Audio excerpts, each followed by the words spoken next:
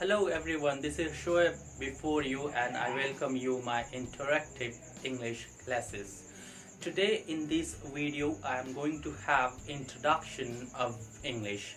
So let me tell you what is English. English is a language.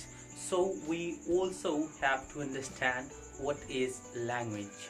Language is a medium of communication through which we express our feelings, ideas and thoughts to someone.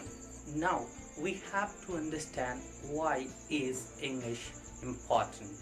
So let me tell you, English is important because it is spoken and understood worldwide, and it is mostly the secondary language of many of the countries.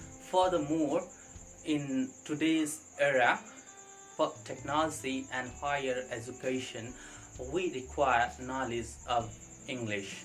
Also, let me tell you that there are 26 letters in English alphabet. Let me tell you, letters A, E, I, O and U are the vowels in English alphabets, and rest of them are consonants of English.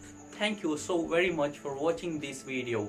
If you have any query about any section of English, you can comment.